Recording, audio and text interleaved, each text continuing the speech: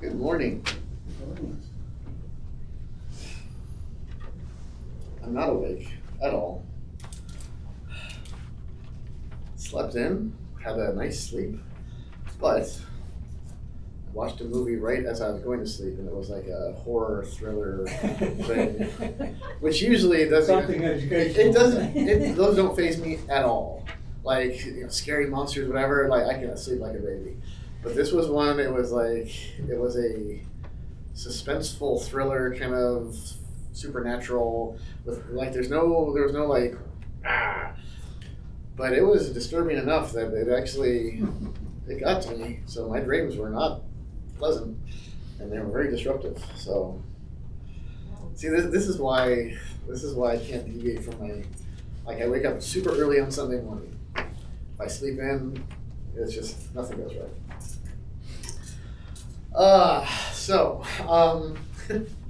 Today, 5th Sunday of Pentecost, I don't know, whatever it is. I actually began the sermon by saying I didn't want to preach on this. Like, I didn't want to, well, it's not even I didn't want to preach on it, I didn't want to deal with it. The Good Samaritan text in Luke's Gospel. So this is what we have. We have the Good Samaritan in Luke 10. The Leviticus reading actually feeds right into this, just like about, I mean, it's all law. It's about, what does it look like to be a good neighbor. And then the Colossians text, you could figure it in there, but it's just the beginning of several weeks in Colossians, and it's the introduction, which there's plenty in Colossians to go off of. But so here was the dilemma that I had this week. Leviticus, good Lord have mercy. I mean, just any preaching in Leviticus is hard. Because, I mean, it's all law. Like anything that you want to, I don't mind preaching a full law sermon if that's what it requires. But very few situations that I've encountered require a full, only law sermon. That's pretty harsh. That's like, this is red flag congregation style preaching. You got to import the gospel into this. Because there's nothing. I mean, Leviticus 19, when you reap the harvest of your land, you shall not reap your field to its edge. But you leave the extras for the poor, for the sojourner. I am the Lord your God. You shall not steal. You shall not deal falsely. You shall not lie to one another. You shall not swear falsely by my name, and so profane the name of your God. I am the Lord. You shall not oppress your neighbor or rob him. The wages of a hired servant shall not remain with you all night until the morning. You shall not curse the deaf or put a stumbling block before the blind, but you shall fear your God. I am the Lord. You shall do no injustice in court. You shall not be partial to the poor or defer to the great, but in righteousness shall you judge your neighbor. You shall not go around as a slanderer among the people, and you shall not stand up against the life of your neighbor. I am the Lord. You shall not hate your brother in your heart, but you shall reason frankly with your neighbor, lest you incur sin because of him. You shall not take vengeance or bear a grudge against the sons of your own people, but you shall love your neighbor as yourself. I am the Lord. And that drives us to the cross. Well, yeah. I mean, it's not like it's a hard, but I mean, it is just very much we suck. I mean, it is really all you have here is yeah. Doesn't that sound good to you though? I mean, you want to live like that. Oh, absolutely. Well, But you can't. well, in theory, you Depends do. on the neighbor. Yeah, well, I mean, and that's it depends on the neighbor for sure. But I mean, even it depends on the day. Yeah. I mean, I can read this on one day and be like, yes, I want to live like this, and I realize I don't, and I go to Christ, yada yada yada. But then there are times when I'm like, I don't want to live like this. I mean, seriously, I don't. I like complaining and speaking poorly of the people I don't like. I'll just put it right out there, and not making up stuff, but pointing out all the reasons why I don't like that person or that group, and saying this is what's wrong with them, and they're evil because of that, and this is why they are wrong and bad, and I don't like them, and because of that, I don't need to care about them. Oh, I want to do that all the time. Thus saith your pastor. I believe in living by example, and if I can show you how much repentance and forgiveness I need, I figure that's a good example. But yeah, I mean, and this is where I was this last week. Reading that, I'm like, because it's like, yeah, I agree with all this. Like, I agree. Intellectually. Yeah, yeah. Wait, is Romans the epistle? No. Well, the Colossians is. This one's just hard too. We think, and it's introductions to the epistles are always kind of hard because I mean it is it's very personal and pointed to the congregation. So I mean, strictly speaking, these letters weren't written first and foremost to us. So when he's I thank the Lord always for he's talking to that congregation at that time. We can't directly import it to us. But I mean, we can glean some like, okay, well, this is what we should be. If Paul was thankful for us, this is what we should look like. So he says, we always thank God since we heard of your faith in Christ Jesus and the love that you have for the saints, because of the hope laid up for you in heaven.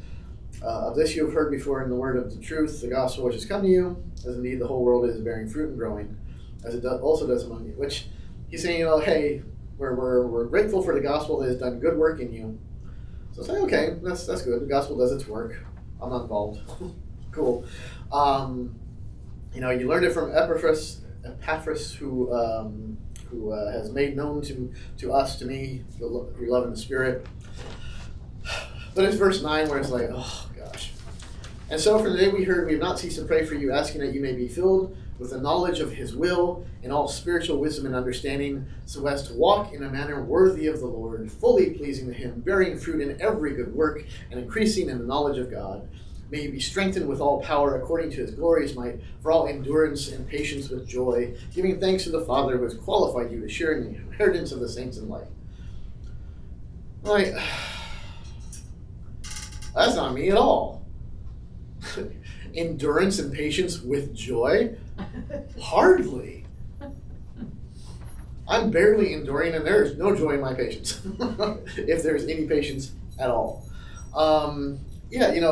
Walking in a manner worthy of the Lord. I mean, it's...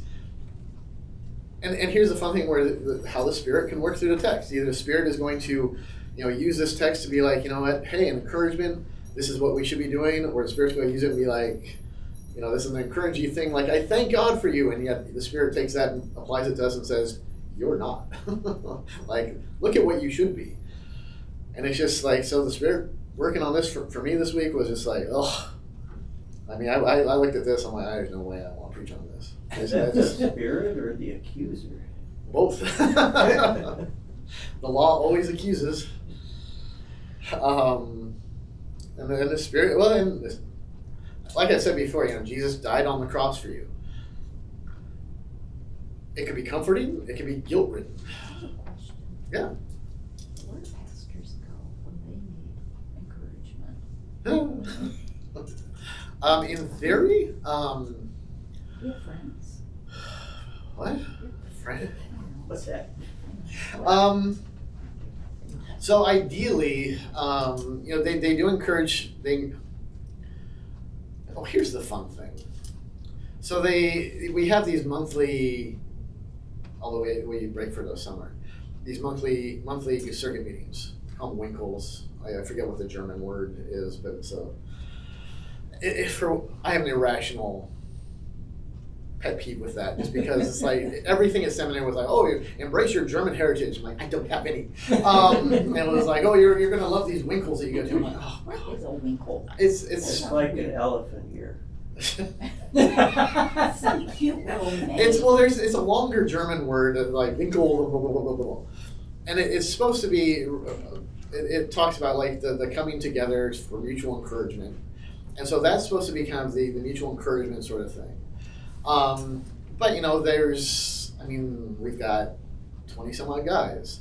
Some of them, some you might like, some you might not. Some you agree with, some you don't. So it's not exactly a setting where you want to get deep into stuff. Like if something's really bugging you, it's a good setting for like, hey, this group wants to use our church, but they do this, this, and this. So, what would you guys do? Yeah, but what if it's you? What if it's something an issue that you are weighed down with? Where? They do encourage you to have they call it father confessor, so another pastor who you can go to for like confession absolution. What Which, if you're the father confessor? What do you do? well, then you find out someone higher up. So yeah, that's generally what you do. You just find another guy who you trust, who you feel comfortable with. Like I usually, what I usually do is I'll go have breakfast with my buddy up in Saginaw, and we vent for once. I'd say it's it's for confession. I was like, we just vent, and he's got a big church with a school and like a big staff. I've got tiny little church. Well, comparatively speaking, small church, small staff. So he complains about his stuff, which makes me feel better because I don't have to deal with that. And then whatever stuff I complain about, he feels better. He's like, oh, I don't have time for that. I have somebody to deal with that. So he feels better. So it works. But yeah, we're supposed to just go to another pastor. I'll hardly ever do. Nobody does. Please, because who's got time for that? Because you're a pastor, you should know better. But it's a very much a do as I say, not as I do kind of thing. I encourage everybody. Hey, come see me for confession absolution. Do I ever go? Who's got time for that? I didn't mean to get too personal. Oh. But still, I mean, it's like realistically. Yeah. What? Chief of sinners though I be. I mean, and well, for me, honestly, what usually, like if it gets bad, I'll seek out somebody to talk to. But if it's just if it's a week, and it's usually nothing like usually outside stuff that's really more the burden that kind of weighs me down. It's not stuff here. But usually what happens, and probably really what's happened this week, was being forced to deal with the text and having to figure out a sermon that I don't want to preach. And trying to force myself through it, and then and I'll explain a little bit about what I did. And usually that's where the Spirit kind of like, yeah, come on, idiot. I told you, it was going to be okay, and you just listen to me. It's like, yeah, fine, okay. So yeah, that was my creative process this week. I was not happy about the text. I didn't want to do them, and I certainly didn't want to preach on the Good Samaritan again. And then what I preach on the Good Samaritan today. Of course I do. So. So that's how the sausage. Oh, the sausage is just disgustingly made. Yes. On times like that, can't you just pick out something that you'd like to preach on? I mean, why not? Like, what was it, last 2 weeks ago, you switched the readings? Yeah. But well, I mean, why not just say, I want to preach on a nice day? There's nothing wrong with that. I could. When I've done it in the past, when I've switched it up and called an audible like that, what I find is I really am preaching what I want. And there's nothing divinely inspired about our text. Oh, okay, wait. Delete. The lectionary. There's nothing divinely inspired about the lectionary. Wow. See, this is why we get this all out in Bible study before I say something stupid in the sermon. Have another coffee. I want to Irish that one up a little bit. So there's nothing divinely inspired about the lectionary. I mean, it was put together to try to, and like the 3-year one was to give you a broad covering of the Gospels. Cool. There was nothing where the Spirit was like, well, today it is Good Samaritan because you guys need to hear about the Good Samaritan. Which, honestly, I mean, if you took a greater thing about world events, I would say actually it probably is a good text. But any given Sunday, it's the texts aren't they weren't handed down by God for that one particular day in 2025. And the fear or the worry is always like, well, how am I going to take these texts and apply them to whatever's going on? I often have that concern, but it never plays out. Because by the end of the week, it's always like, I see how it's, yep, there it is. And if I wait long enough, something's going to happen.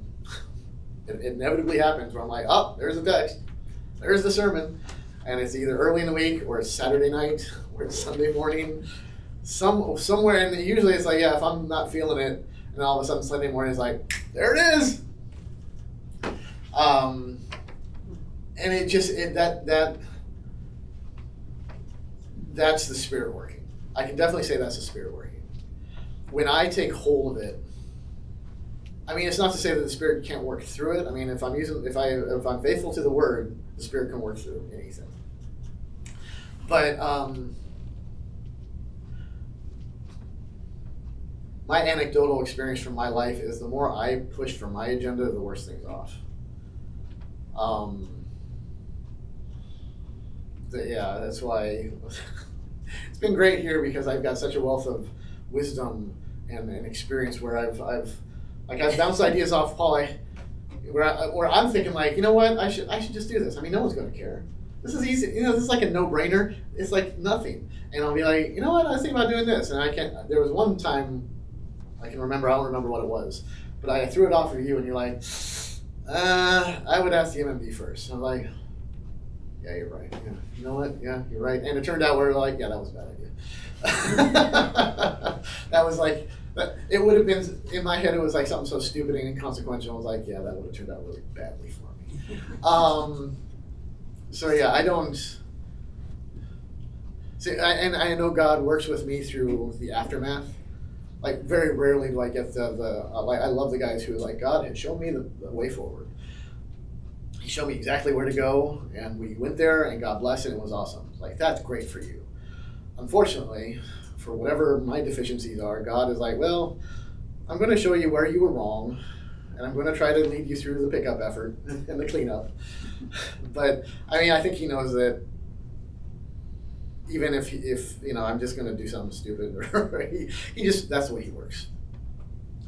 Maybe we can relate to that better than the previous type of leadership, which in the long run is like, yeah, right. Yeah, I mean, hey, it's God places different guys in different places for different times, for, you know, and so to answer your question, there you go. That's why.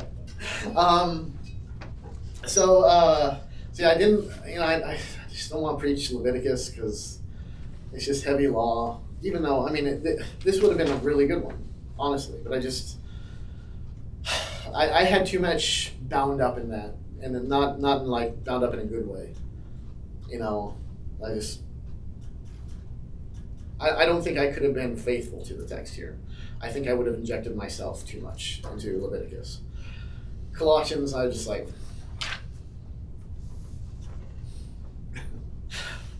I need my own wrestling with Colossians right now that I haven't resolved. You know, especially, man, for all endurance and patience with joy. It's like, I mean, that's a sermon right there just for me. Like, okay. But then there's Luke 10, the Good Samaritan, and it's one of these texts that in the 3-year lectionary it only comes up, you know, every 3 years, so it's not every year. It does come up every year in the 1-year lectionary, and we use that in Oklahoma, so every year I was preaching Good Samaritan. So it just gets, there's nothing new under the sun, you know, as much as every time I get a text and I think, ooh, what's the cool angle that I can pull out that'll wow you guys? There is no new angle. Every angle's been explored. I mean, this is 2,000 years. I'm not mining anything new here. Even when I read something like, ooh, this is a cool thing, it's not real. Somebody's done it. So everybody knows the story. I mean, we have Good Samaritan laws. I mean, everybody knows Good Samaritan, the idea of it. And the typical surprise version of the story is like, you know, you read it through and it's very like, you need to be, this is who's my neighbor, everyone's your neighbor, you know, and you should be the Good Samaritan, but surprise, Jesus is the Good Samaritan.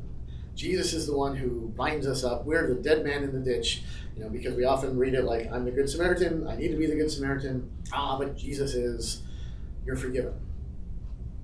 So that's the typical Lutheran way to be like, ooh, here's the text.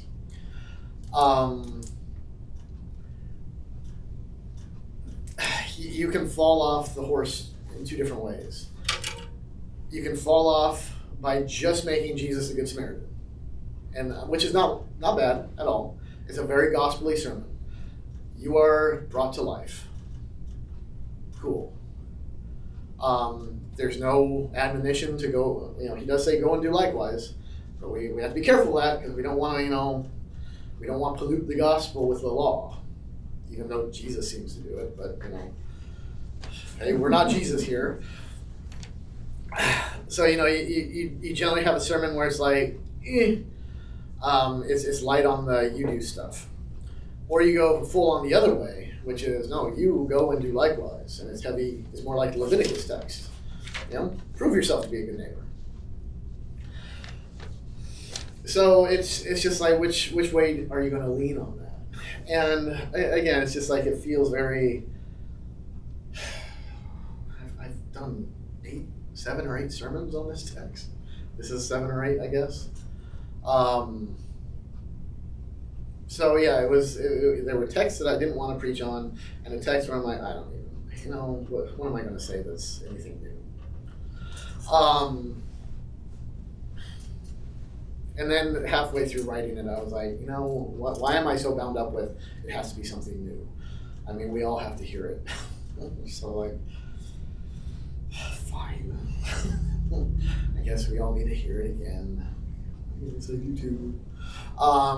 So it was a journey getting to this sermon. And it's a little bit, I wrote it differently. I don't really talk about the story. I don't recount it. Usually I recount the story, I go through it. I just jumped right in, and it's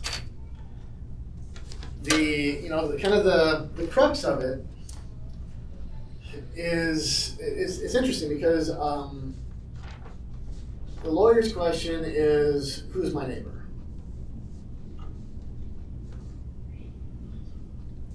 And this is brought up because he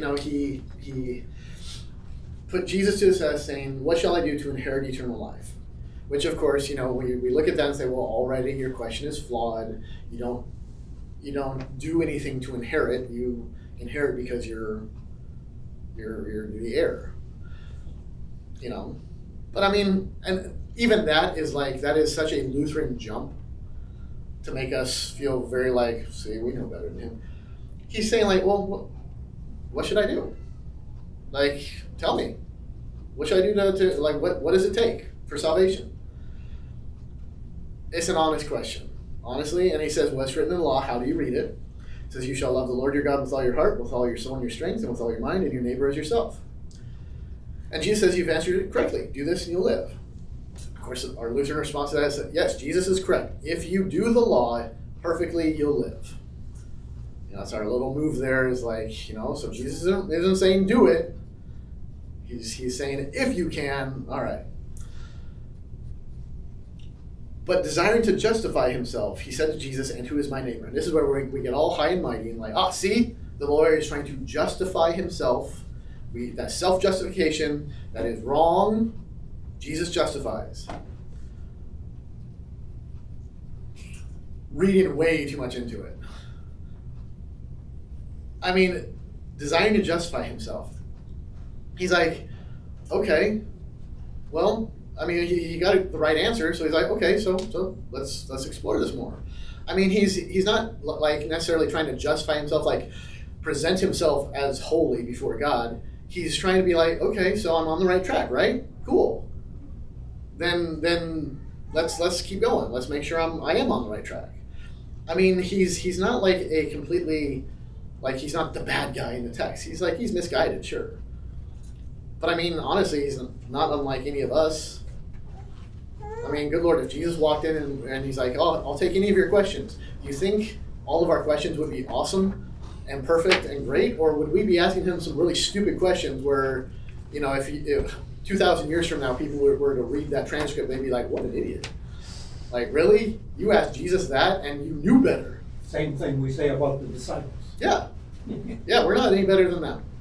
So the lawyer, in my opinion, gets way too much hate. I mean, and even like he put Jesus to the test. It's like, my life puts Jesus to the test every day. I am, how tired is he of my nonsense? Thank God he's patient. Because I put him to the test constantly. So I can't throw stones. And really, honestly, we should probably commend him a little bit, because at least he gets the law right. I mean, Jesus himself will answer like, hey, when somebody says, hey, Jesus, what's the best commandment? And he's like, hey, there's one. The greatest commandment is love your neighbor, or love God with all your heart. The second one is like it, love your neighbor as yourself. From Jesus' lips, it's the greatest commandment. This guy answers the same. That's pretty good. It's like, all right, cool. So he's got it right up here. This is the law. This is what God wants, right? Now, when it trickles down to the heart, this is where we get the issues, because it's like, what God wants, what I want, and there's the disconnect. And then that's when we say, well, but I don't want this, and if I try, and that's where that's where the rubber meets the road. So he's all up here right now. So Jesus responds when he says, who is my neighbor? He's like, all right, let me tell you a story. So the lawyer's hearing the story, who's my neighbor, who's my neighbor, who's my neighbor? And okay, so, and he's hearing like, okay, so when we get down to the end of it, the answer to the Good Samaritan story answer is man in ditch, right? That's the neighbor, because he's the one who needed help. But Jesus comes back around and says, okay, well, the question is, who proved to be a neighbor? And that's just like, so it all twists. Because he is looking at it, who's my neighbor, as who is my target? Who do I need to serve? But Jesus turns it and says, oh, no. In the text, okay, it's really, it's identity. Who proved to be, who actually did neighborly stuff. And so, that's man in the ditch. This is Good Samaritan, is the answer. Because you wouldn't, if you were asking who's my neighbor and you heard the Good Samaritan text, you wouldn't say, oh, clearly, the Good Samaritan is my neighbor. He needs my good works. Like, no. No. The man in the ditch. But Jesus' point is, no, the Good Samaritan is the answer to the text. Because the question is, who proved to be a neighbor? The Good Samaritan did. Not the priest, not the Levite, the Good Samaritan. So it is the identification of who is the good neighbor. And see, that's where it goes. So the head is, who do I serve? And the heart is, who is the one who is proven to be a good neighbor?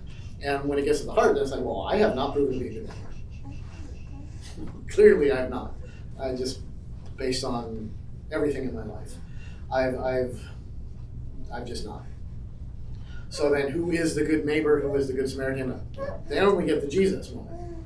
And then you go back and you look and you say, well, yeah, I mean, being the Good Samaritan took time, energy, effort, money, cost, burden.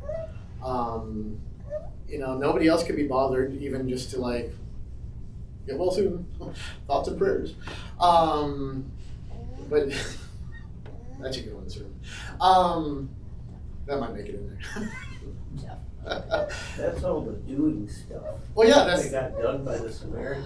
right. But Jesus says the one who showed him mercy. So it was mercy in the Samaritan's heart that motivated all that. Right. Which, I mean, that's a great point too, where the Good Samaritan is motivated by mercy. This is motivated by the law. What do I need to do? We always approach it like, yeah, what do I need to do?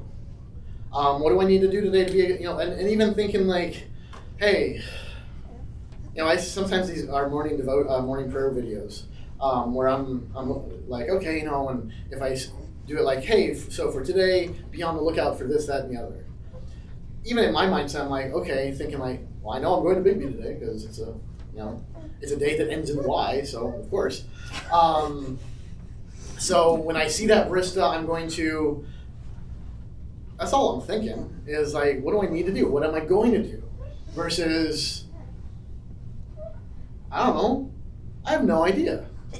But I know that whatever I encounter, I should be motivated by mercy. Not what do I have to do? What can I do? So yeah, the Good Samaritan is motivated by this. And then Jesus, to be a royal pain to us, says go and do likewise. Because he's like, yes, the Good Samaritan is the key. Jesus is the Good Samaritan. And then he screws it all up by saying go and do likewise. Because now our Lutheran little whatever says, well, we can't. We can't be Jesus. It's law as guide. Well, it's law as guide. I mean, where I would take that, I don't really get into it in the sermon, is go and do likewise. I do touch on it a little bit. Is to not be brought into this, but be brought into this, particularly that. And I kind of make. This is where I'm a little iffy on my application today. I just hope nobody else catches it. You guys, it's fine. Because I definitely don't go down the path of everyone's your neighbor. Whoever you encounter today, that's your neighbor, be a Good Samaritan. I don't do that at all. I kind of go maybe a little bit too much on the other side, which is like saying, look, you already have neighbors. You already have people who you're supposed to, be a good neighbor to. And I don't know how hard I hammer this at the end, but I say, instead of like, now you're already burdened out. Bonnie's like this. Clearly burdened out. You've already got, so like I don't need to, and this is the main point of the introduction of my sermon is, I don't need to tell you, add more people to your list. You've got a list already that you're probably not doing great on. You're here, you probably have a list. Yeah. And you're maybe averaging a B- C+ on that list. Let's be accurate. So really what it is to prove to be a good neighbor. Jesus proved it. He brings you into, this. And so maybe you should hear go and do likewise as be brought into this. So as you're going, as you're dealing with your neighbors currently, look at it as mercy. Look at it as not like, which this would be really great for parents of kids of any ages. Maybe not, I have to take care of my kids, like I have to make sure they're fed and clothed and right now. But no, this is an act of grace. And this is compassion. And actually the word, the Samaritan has compassion here. This is our favorite little word here. Right before verse 44. He had compassion. This is that gut compassion, Schleidmitzvah. This is the compassion that Jesus always has when he sees people. It's a compassion that it's deep in your gut, where it roils you, it's painful. Like you just feel it deep down in your pit, and you're like, oh, I got to do something because it's like, it's eating at you, this compassion. So look at how you're serving, not who you're serving. Like that's the kind of the twist. So go and do likewise. Like I don't read it in terms of like do the Jesus stuff. Go and save people because you can. Because he's even pointing out this is not a law thing; it's a gospel thing. So go and do likewise is like go have compassion. Look at people, see the people with compassion. I mean, there's plenty of people in your ditches right now. Your ditches are littered with people. You might be laying there with them. oftentimes I'm found right there. But it's just like, okay, well, this is, Jesus proved to be a neighbor to me. Cool, so Jesus proves to be a neighbor to them. I'm brought into that, so it's like I'm not doing anything special, but it's changing my heart about it. It's changing inside. And that's ultimately, that was the point of Jesus' interaction. Because the guy doesn't have a head issue, he's got a heart issue. The guy understands the law, and the law is just what God wants. Like I said, Jesus says, this is the greatest commandment. The lawyer's right. He's spot on. This is what God wants from us. I like what you said about the lawyer gets too much hate. Oh yeah. Oh, yeah. He's It's right, intellectually, yeah. yeah. At least he's studied the law. At least he can give it an intelligent answer. I mean, how often will we give the wrong answer? Like, okay, so, if Jesus asks us, well, how do you read the law? It's like, well, love everybody. And then Jesus came back, well, what if he was wearing a MAGA hat? Or what if he was wearing like a Bernie Sanders thing or whatever? And pick your boogeyman. I was like, the Levite could get him. Like, I mean, we don't always get that right. But even, if we can be pious, be like, well, of course, we love everybody as ourselves. The head knows this. The heart, absolutely not. There are people I don't want to love. I can give you a list. If you want full transparency. You're all good, don't worry. Yeah, give us time. You're on the good list. Give us time. Thanks for the clarification. I've got a list.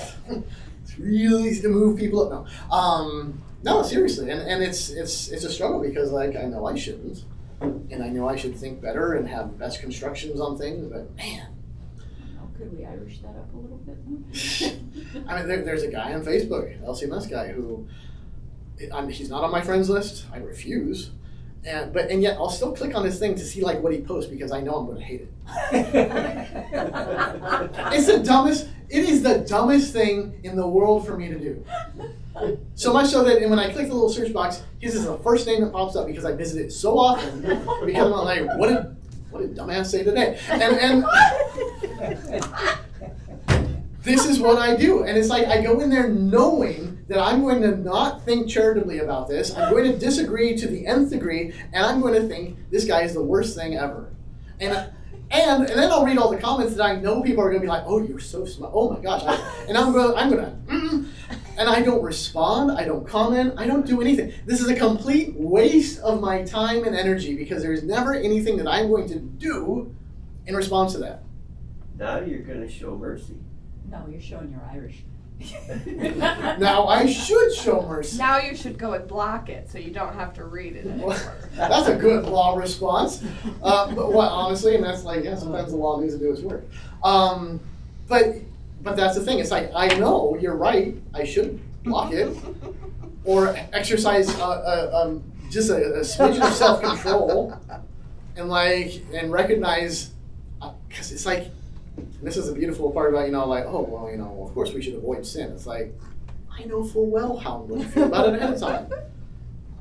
I don't click the thing thinking like, well, maybe he's turned around. Maybe it's going to be like rainbows and okay, cool, awesome. I know exactly, and I go into it, and I hate that. You're showing mercy by not responding. That might be the only little bit. Maybe you keep going back thinking that maybe today I'll understand what he's saying. Oh, I don't know. Oh no, that's There's a definitely man not the who's thought process. as your blood pressure starts to go up over the years with this behavior pattern, it's like, I really need to curb it. Yes, the value of getting older is that your body starts to rebel against that sinful nature. Be like, you don't have the energy for this, dude. No, it's true. You've got so much you need to deal with today. Your body starts to tell on you and you just can't. Creation is groaning under the law. That's our body saying, you don't have time for this anymore. Come on. That's true. So anyway, I've got a lot of work to do. Yeah, think about all the money you'll save on Clearly. vacation. You know, I hyped up Bible study Sunday school last week. Now I'm thinking like, maybe I should. Having more people aware of my little open therapy group here is where I tell you all the horrible details of like, I'm just there, but for the grace of God go I. So yeah, I mean, and that's the hard thing. So we need to hear this. See, and this is why Jesus is such a pain in the butt. Because he says this and we don't want to hear it and we need to hear it, but we need to hear it properly. And like, you know what? I want to go and do likewise and block him. I want to go and do likewise and deal with my sin with the law. That's easy. To block him would be easy. But that's not going to change my heart. Because I'm still going to know he's there, posting every day. Well, maybe he's another way of driving you to the cross. That I want to nail him and. Gets another star up there, don't he? All right, I'll give you. All right. You better take that off. Yeah, I was gonna wonder about that. That's okay. I'll just tell him I put it up. Maybe he'll start going to Sunday school. Get earned stars. That's right. So dealing with it with the law is what I want to do because it's easier, but I know it's not gonna change this. I mean, it might make me not deal with it as much. I mean, it's just denial. I need to go and do likewise compassion and mercy and to see who proved to be the neighbor. I need to see Jesus in that. I need to see the cross there. And I need to have my sins crucified up there. I need his grace to change me. And I don't want it to. Is there a place for showing mercy to yourself? Because my older son has this saying, send it love. Send yourself. Yeah, like something about yourself that you don't like. Oh, sure. I mean, I think that you could abuse that very heavily. I mean, that's like, what is love? I mean, that's you have to go with that question because when it comes to ourselves, I mean, that's putting the fox in charge of the hen house. That's just like, what was the example? I don't even remember what I was listening to. Some podcast where it was like, if you have a zoo where the bears every night escape from their cages and start mauling all the other animals, you don't go and deputize one of the bears to keep order. And so the idea that like you need to show yourself grace, you need to show yourself love is like, I mean, in a way, but again, that's like putting yourself in charge of like, you defining what love is, what you should overlook, what you should, Yeah. And I'm not a good example of that because if I did that to myself, I'd be like, you know what?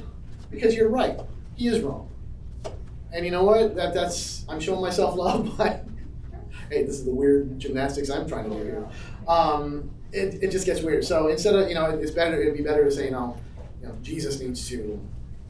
Yeah, I mean it's due to a lack of like a real external truth. Yeah, and like with this, I don't need to show myself love. Believe me, I'm way too comfortable with myself as it is. I mean, there's a certain amount of self-loathing that goes on here, but by and large, I have no problem. I have no problem in my mind. What I need to do is to allow Christ to do his work. Because that's the thing. It's not that Christ isn't doing his work, it's just I'm not allowing him. I'm preventing it as much as possible. Because I know I should be loving, I should be forgiving, I should be gracious and merciful. But I don't want to be, and I don't want him to take, because honestly, that's a little bit of a rush for me. When I can click on this guy's page and know that I'm right, and I'm better than him. Seriously, because it feels better. And like, why would I take away something that makes me feel superior? Because I like that feeling. I don't know what Jesus will take that right away from me. He says, you're just a dirty sinner. I'm like, don't. want to feel that. Something about Romans 7, being chained to this body of death. Yeah, And it's like, why do we hang on to that? Why do we want to hang on to that body of death? it's comfortable. It's speaking. Until it starts Yeah. to stink. Yeah, but you get nose blind. It's true. You get nose blind to this stuff. It's true. I mean, my fascination with this dude, I mean, it stinks, but I've smelled it for so long. It's like, man, again, it's like it's part of my little ritual. Like, oh, what do you say now? And it's bad, and it's like, That helps you feel better that day. yeah. But see, that's me trying to make myself feel better, because that makes sense. Because I can, if I see how horrible he is, it makes me feel better. But, you know, Jesus mucks it all up, because he's like, oh, well, you know what, he's a sinner, we have this over you. And like, I want to be up here, but Jesus takes me down here. And I want to go there. But down here is where there's resurrection. Down here is where there's death and resurrection. So he has to kill us, you know, crucify our sinful flesh, bury us, drown us in baptism, in order for us to really know what it is to be out. It's just a pain. I mean, obviously it's good. Don't get me wrong, it's good. But it's We can all pray God will restore all of our senses of smell and, say something's dead that's gotta be getting Yeah. out of the house. See, and honestly, that makes a better sermon than I wrote, but you know. Well, I think I touch on this a little bit, but definitely not as in depth. But yeah, I didn't want to deal with any of that. And that was the fun thing, is because my weeks, I mean, I've been it's had a weird couple weeks. Like I said, nothing involving here. It's just like, clearly there's something going on. Spiritual attacks, whatever. But, you know, I didn't want to hear. You know, I didn't want to get this far into that text. I'm like, ugh, I don't want to go here. Because if I go here, I'd have to admit all this stuff. I'd have to acknowledge that I'm focusing on this, that I'm keeping it all in my head, and I'm not moving here. You know, and I'm a pastor. I should know this. You know, but you know, and that's part of the thing too. It's like, you know, yeah, I don't want the mirror. I want those 4th of July pictures I posted. You know, the mirror tells a whole different story. Which actually, you know, that would be a great sermon illustration right there. How many pictures were there? Pam shared with me only 2. Well, I only posted 2. Oh, There that's all I got. There might have been a few others. Before the kids were like, "Dad, you got to stop." I want to find out how you did the graphics for that. That was. Oh, I just Chat GPT, and I uploaded a picture of my face. I'm like, all right, use this face and put it on blah blah blah, and I just described it. This is AI doing Oh this. yeah. Oh yeah. Oh my goodness. All right. Be an artist. It is a lot of clicks. It is that type of. Yeah, no. Not a lot of clicks on that one.